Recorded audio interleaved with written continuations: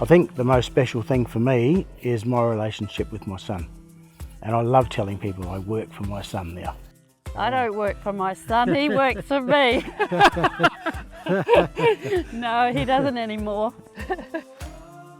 When Christine and Dennis Canute bought 40 acres of rundown vineyard in the heart of the Barossa Valley 40 years ago, they could never have imagined where their hard work and relentless focus on quality would lead.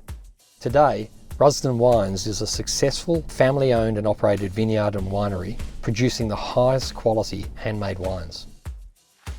With all family businesses, at some point the time comes for generational change. For the Canutes, this was a few years ago when Chris and Dennis handed over the reins to their son Christian, a skilled and experienced winemaker in his own right. So this is a real family business. It's a great story of both starting small, growing and transitioning. How many different members of the family have you got actively involved in the business today?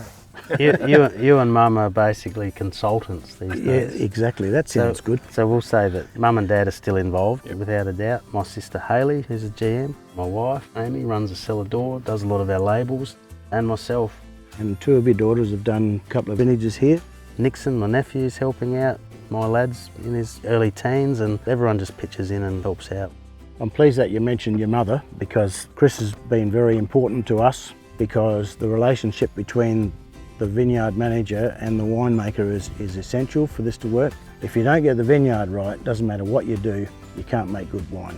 So the vineyard had to be completely restructured. It was very run down, the home as well, the house as well, but yeah, it was a job, an endeavour, and we loved it. When I was in high school, all I wanted to do was work on the vineyard. As we started making wine and finding little markets for it, we could work out, oh, we could sell it another 5 tonnes here or another 10 tonnes there, and I'd have to go to Dad with a proposal, a new press or a new fermenter, and how we were going to pay for it and who we were going to sell it to. He sort of trained me into thinking, you know, earn more than you spend, and we really just grew the business like that. ANZ was a very important part of that. The bank manager made me to a budget, which is the best thing that could have ever happened, because then whenever Christian came along with what he wanted to buy, I said, I'll put it in the budget and see how it looks. Mum and Dad have been banking with ANZ since 1971. But we've been really looked after, supported. And Shane's been with us since 2000. Over 20 years now.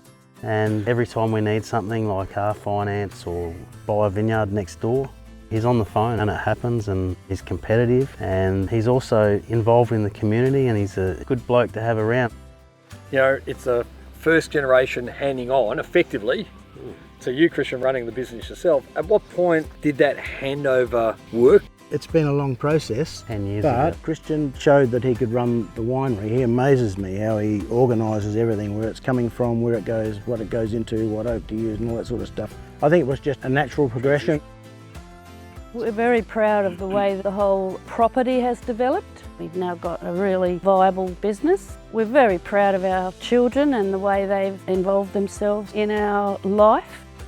I am just so proud of what the kids have done with the business since we've physically exited it. And I think we made the right decision to get out of the way so that they could do whatever they want to do with this down here. We just feel like it's in very, very good hands.